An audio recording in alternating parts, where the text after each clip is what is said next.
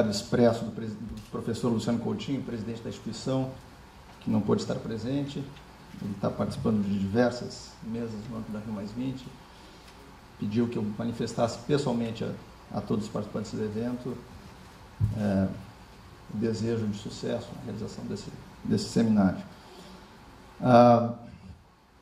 Para o BNDES também é uma honra adicional se engajar nos eventos da Rio+20. O banco está comemorando 60 anos de atividades na próxima quarta-feira. E, na verdade, é um banco que se confunde com a história do desenvolvimento do Brasil.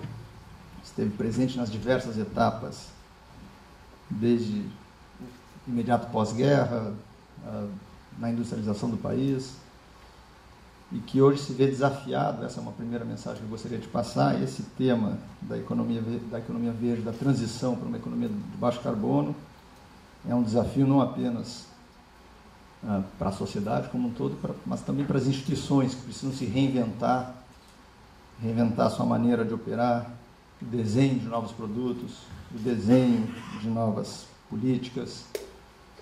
É sobre isso que eu vou pretender falar nos 10 minutos que me foram concedidos. Eu vou passar rapidamente essas transparências que falam basicamente sobre o país, para dizer como o Brasil reúne condições especiais, comparado com diversos outros países, no que se refere a uma matriz energética limpa. Para os senhores terem uma ideia, 45% de toda a matriz energética do Brasil é oriunda de fontes renováveis, e especificamente energia elétrica responde por mais de 85% da geração do país. Só voltar um pouco antes aqui nesses mapas. Outros ativos do país importantes, como 12% das reservas de água doce, 70% do território ainda coberto por vegetação original, 30% da área de floresta tropical remanescente no mundo se localiza em território brasileiro. Como eu falei, 90% da geração de energia elétrica é oriunda de fontes renováveis e 45% da energia total também é oriunda de fontes renováveis. 95% dos carros vendidos no país tem combustível flex fuel, e 97% do alumínio consumido basicamente em latas. Esse é uma estatística que o Brasil faz questão de expressar sempre em fóruns internacionais, porque reúne o maior percentual de reutilização de latas de alumínio no mundo. Apenas para dar uma ideia da potencialidade do país em temas como esse. Por outro lado, o avanço da legislação vem permitindo ao país reduzir. Aqui é importante mencionar uma estatística que era, até pouco tempo atrás, bastante desfavorável ao país, no que se refere a desflorestamento. A partir do ano de 2005, com o lançamento do Plano de Ação de Combate ao Desmatamento, é possível perceber como houve uma redução significativa da área desmatada anualmente. Todos esses dados vão estar presentes na apresentação, que vão ficar com os senhores. E aí, rapidamente, eu passo para o BNDES. O BNDES, uma instituição voltada para o financiamento de longo prazo, como eu falei, comemorando 60 anos, desembolsos que se aproximam de 100 bilhões de dólares, tornando o banco um dos maiores bancos de desenvolvimento do mundo, e com um escopo de atuação que é muito amplo. Isso eu devo dizer que, inclusive, é uma dificuldade adicional para um banco que opera exclusivamente com uma sede aqui no Rio de Janeiro, tendo que dar conta do vasto território brasileiro, e faz isso basicamente por meio da sua ação de provedor de funding de segundo piso, por meio da rede bancária, que é repassadora de recursos, especificamente para o atingimento de micro, pequenas e médias empresas. Mas, enfim, é um banco que está voltado desde o financiamento de longo prazo para grandes projetos industriais, até, por exemplo, o cartão BNDES, que é um produto destinado exclusivamente para micro, pequenas e médias empresas. Vou falar rapidamente sobre ele. No que se refere ao financiamento à transição de economia verde e economia de baixo carbono, é importante mencionar que o banco sustenta 4 pilares de atuação, e esses pilares eles na verdade, definem bastante a forma de atuar do banco, mas impõem, como eu já falei anteriormente, desafios para que a gente se reinvente com novos produtos e novas formas de atuar. O primeiro pilar é basicamente o desembolso tradicional, aqui destacado por linhas às quais nós atribuímos o que seria o nosso Green Bank. Por essa estatística é possível perceber, vamos pegar o ano de 2011, por exemplo, o último ano, que 10 bilhões de dólares dos cerca de 80 bilhões de dólares de desembolso daquele ano podem ser atribuídos a finalidades direcionadas a uma economia de transição, uma economia de baixo carbono. Essa estatística passou a ser produzida recentemente pelo BNDES. Eu diria que aqui está sendo uma das primeiras divulgações dessa estatística. Ela foi construída retrospectivamente para os anos anteriores e segue metodologias internacionais de alocação dos itens. Isso significa que cerca de 12%, eu diria, do desembolso do banco ou pode ser classificado como atividades de desembolso de um Green Bank. E a leitura que se pode fazer indesejada para o BNDES nesse caso, né, é que se 12% é Green Bank, os demais 88% não são Green Bank.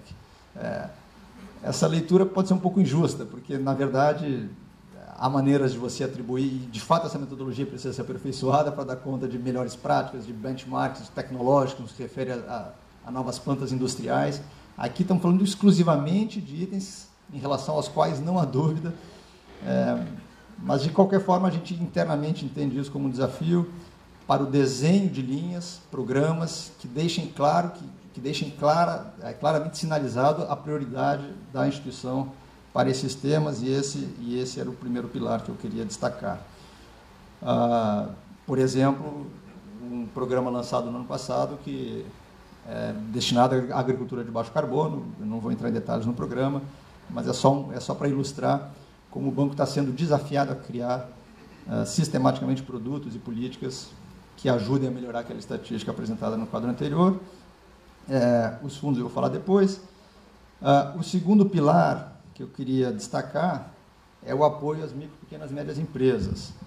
E aqui nunca é demais destacar que o objetivo, um dos objetivos principais da Rio+20 é destacar, sublinhar, enfatizar o fato de que a sustentabilidade e a transição para uma economia de baixo carbono não está dissociada, muito pelo contrário, dos objetivos de inclusão social, de inclusão produtiva, de erradicação da miséria e de redução das desigualdades econômicas. Esse é um desafio para as economias emergentes e não seria diferente para o Brasil.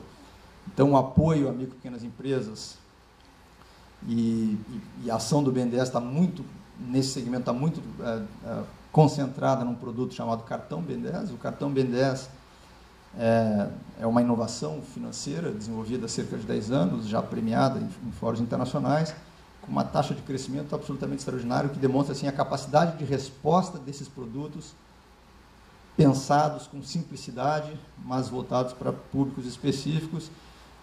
O cartão BNDES, para os senhores terem uma ideia, tem uma expectativa de desembolso prevista para esse ano da ordem de 11 bilhões de reais, isso dá cerca de 6 a 7 bilhões de dólares, um produto que tem pouco mais de 10 anos. O mapa do Brasil pintado indica os municípios do país nos quais foram realizadas operações com cartão BNDES. Então, são todos os municípios, menos os que estão marcados em branco ali, e cerca de 95% dos municípios, mais de 5 mil municípios no país. Isso é uma poderosa ferramenta de política regional, política de compras. Esse é o segundo pilar de atuação do banco no tema que a gente está tratando. O terceiro pilar tem muito a ver com a indução de melhores práticas nas empresas clientes do banco.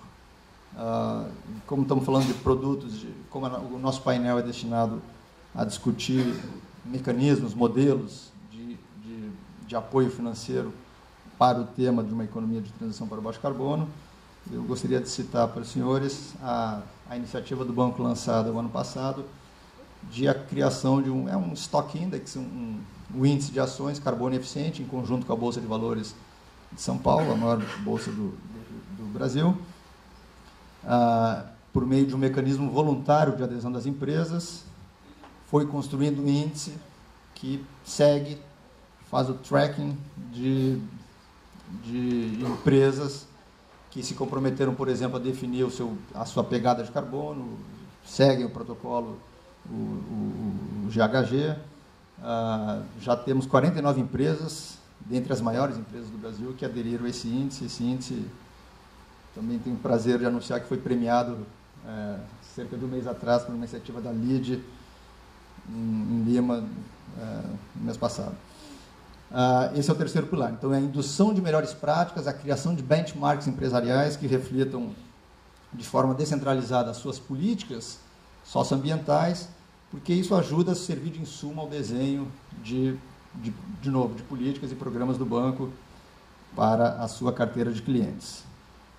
O quarto e último pilar está relacionado à gestão de fundos. Então, apenas relembrando, um pilar relacionado ao desembolso do banco, eu apresentei aquela matriz do Green Bank, o apoio a micro, pequenas e médias empresas como um dos alicerces da atuação do banco voltada para a superação da pobreza e a inclusão produtiva, a indução de melhores práticas por meio, por exemplo, de índices, como eu mencionei, de carbono eficiente, e o quarto pilar, a gestão de fundos. O BNDES foi escolhido para ser o gestor do Fundo Amazônia, um fundo com doadores internacionais. O governo da Noruega foi o primeiro doador, ajudou, na verdade, a conceber o fundo, junto com o governo brasileiro, com um compromisso de US$1 bilhão. O fundo está ganhando escala, está performando, ainda está aberto a doações. E mais recentemente também, tendo em vista essa experiência, o BNDES foi escolhido pelo Ministério do Meio Ambiente também para ser o gestor de um fundo de mudanças climáticas que tem recursos oriundos de royalties do petróleo, uma energia fóssil, não renovável, que ajuda a contribuir, por meio desse fundo, a que o país faça a transição para a economia de baixo carbono. Esse fundo tem recursos, ele é operado conjuntamente pelo BNDES no que se refere a empréstimos e também pelo Ministério do Meio Ambiente quando se trata de recursos não reembolsáveis, de grants. Claudio, 2 minutos mais. Por que destacar esse quarto pilar da gestão de fundos? Porque aqui eu acho que há uma mensagem importante relacionada à governança do tema.